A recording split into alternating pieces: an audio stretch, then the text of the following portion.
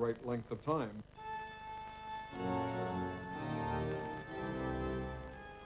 When I was watching Nosferatu when I was a kid, our main guy is up in the castle, and night has fallen, and we're very suspicious something's about to happen, and we see Nosferatu down the hall. That section is what scared me the most, and in terms of editing, it caught my attention because of this. We saw this vampire with pointy teeth and scary eyes very far away down a hallway. And then we cut to our guy. He's very scared. And we cut back. He's 6 feet away from us. He's just on the other side of the door. And every time I saw it, I was very, very scared. And I remember waiting for that moment of being surprised. When people come into a theater, they're already keenly aware of their own fears. It's like, let's gather around the campfire and listen to the shaman talk. The scream being the fire. We'll sit in a circle, we'll be in the darkness, we'll be in a dreamlike state, we'll be connected to strangers in a way that we're normally not in the rest of our culture, and we'll feel things in unison. Well, the opening sequence of Scream is almost a film in itself. It is kind of whacking the audience upside the head in 15 minutes, where you introduce a character, develop her, endear her to the audience, and then kill her unexpectedly. That's a matter of yourself and your editor sitting there and thinking, what is that audience, that phantom audience that you're imagining in your mind thinking? It's all judgment calls. It's all about rhythm. It's all about getting that part of it right so that there's no moment where they feel quite easy, no moment where they feel they can know exactly what's coming next.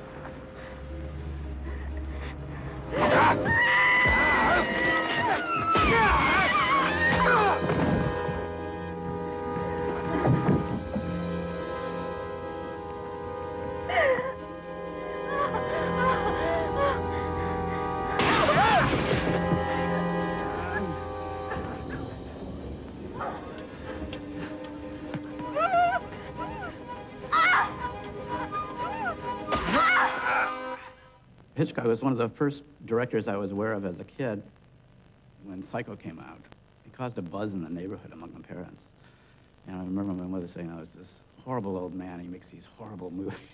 I just said, really? But it was a sense of the totally forbidden and somebody who had crossed the line.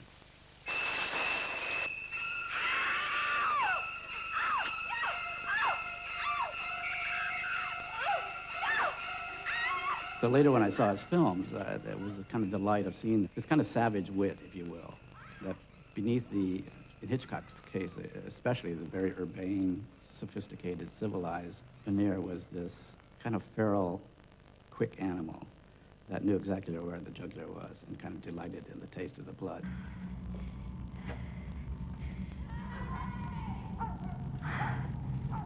Hitchcock was the master of suspense. Jonathan Demme was devoted to Hitchcock, and his influence can clearly be seen in Silence of the Lambs.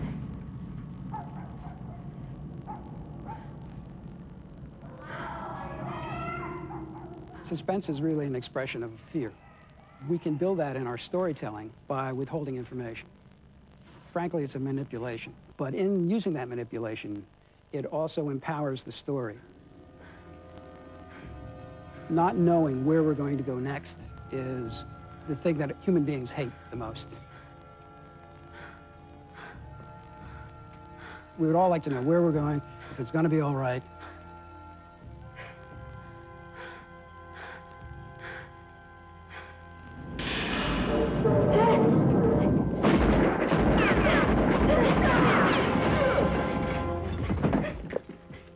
My editing process is an intuitive process.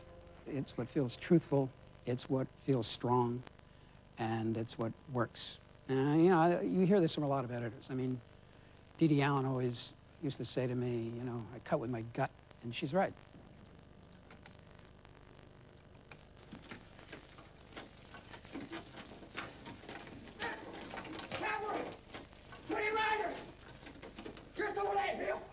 There's a mismatch here, and I'm going to have to determine whether this is a problem or not, because Brown is looking toward camera, but when we cut, he's looking up off to the left. We can have Jeremy come in and cut so that Jeremy's head is masking Brown's head. so that the mismatch is not seen. And now I'm going to mark this frame, and I'm going to get rid of this area, which is 3 frames. And now I'm going to look at it in context and see how it looks. Good. You have to have the personality that enjoys that it's almost like making little pieces of jewelry, that patience of the individual shots and how they're crafted together. But at the same time, you have to have an appreciation for the larger picture and how these shots fit into the larger picture of the scene, and then how the scene fits into the larger picture of the sequence, and how the sequence fits together with the larger picture of the whole work, and then how the work fits together with society. So it's a boxes within boxes within boxes. In the 1930s, movies became an even bigger business. The movie studios introduced sound films and radically reshaped movie making. Hollywood retooled itself on the model of the factory assembly line. The studios cranked out movies with almost the same speed that Henry Ford mass-produced cars. I don't want it good, Jack Warner declared. I want it Tuesday. You now needed an industrial system to make this all work. In the first 20, 25, 30 years of cinema, large numbers of editors were women. It was considered to be a woman's job because it was something like knitting, it was something like tapestry, sewing, that you took these pieces of fabric, which is what film are, and you put them together. It was when sound came in that the men began to infiltrate the ranks of the editors, because sound was somehow electrical. It was technical. It was no longer knitting. There is the soundtrack, which might be several tracks, and the image. And without the happy marriage of those two, you're not using every bit of potential that you possibly can in editing a movie. The scene in Horse Whisperer where Sam Neill and Kristen Scott Thomas there's an argument results. The intent of the scene was to show that the marriage was foundering. And it was dialogue basically overlapping as they were speaking, so they were both mic'd. To make it even more dramatic, I even took out more air and made the overlaps more intense. I could do that because I had separate tracks to work with. Are you a psychiatrist? He says it takes time. Well, I don't care what he says. I cannot sit here and pretend everything's going to be all right. I am we not have to pretending. Do I am trusting in we people who know more about this than we do. We are losing her. By taking out all of the air in that particular dialogue scene, it did have kind of a suffocating effect because there was no respite. There was no air there. You couldn't take it. You couldn't draw a breath. To me, sound is very important. I create a sound template that is both with sound effects and temporary music that evoke certain feeling. I've worked with Per Hallberg as a sound designer and with Ridley Scott. For example, in Black Hawk Down, the incursion of the Black Hawks entering into Mogadishu. It was almost like a ballet, a science fiction ballet. People landing on a different planet.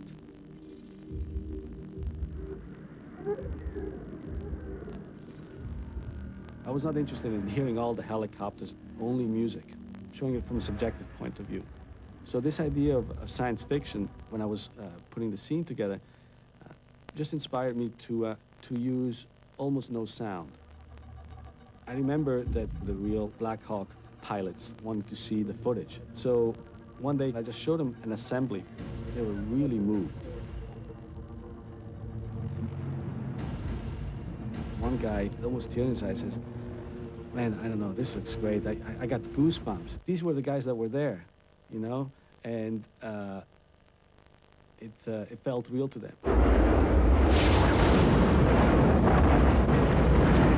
There was a scene in Dante's Peak where Pierce Brosnan has to walk back through a long tunnel to his truck, and the tunnel is about to collapse. And you hear the sound, the little sound of sand, like falling down the walls.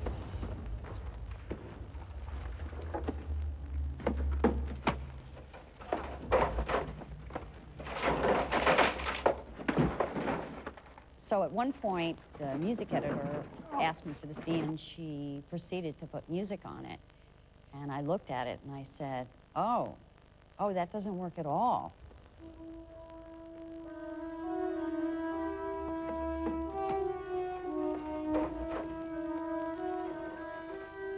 Because suddenly I'm hearing music and I'm not hearing all that stuff, that tiny little sand thing that makes me scared. If you were in a really dangerous situation, your ears would be so open and hearing every little tiny, tiny sound. If it just has music smushed over it, you know, it takes away that sense of listening with all your might. I mean, if I were the character, I'd say, turn that off, I can't hear. The advent of sound expanded the editor's role in Hollywood. During the 30s and 40s, directors rarely came into the cutting room. The editing was controlled by the studios and their supervising editors. One of the most powerful was Margaret Booth, supervising editor at MGM for 30 years. Mastering the transition to sound, she caught the attention of legendary producer Irving Thalberg, who was the first to call cutters film editors, starting with Booth herself. She oversaw all the production and had almost everyone. But Maggie was probably the toughest and most feared woman at MGM. I mean, people would shudder when they hear that she was on the phone, or she'd bust into the editing room, or you'd get a call, come down to room F, which is her room. You think, oh God, what have I done now? Margaret would tell the editors, it's your responsibility for the pace of the movie, it's your responsibility to get the best performances out of your actors. It's your responsibility to make it as good as you can. Margaret Booth, she used to say, if I feel there's a cut at a certain spot, whether it matches or not, cut. And you cut, he says, for the emotion. And if you will get away with so much by doing that. And I would hear her really yell at different editors who would say, oh, it doesn't match. She said, I don't care. You know? Cut. Booth, like other great studio editors of the era, helped create many of the stars of the golden age of Hollywood.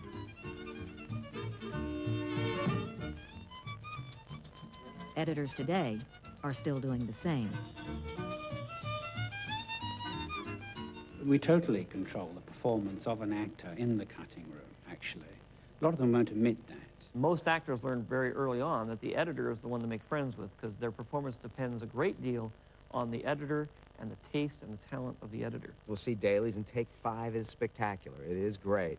But there's also something wonderful in take 7 and take 4 and take 3. Sometimes those and an actor will see it on screen and say, wow, that was terrific. You used take 5. They don't know, they don't realize that you are borrowing from every single performance. And the editor is the person who's responsible for finding those moments in each performance. You talk about basic instinct. I think to a large degree, the great performance that Sharon is giving there is also constructed by Frank. He spent an enormous amount of time in selecting every part of every take that he felt was important. In cutting the interrogation sequence, using the basic scenes that were back and forth in the dialogue, the scene would be fairly dull. I had to create her looks and his looks. They were manufactured.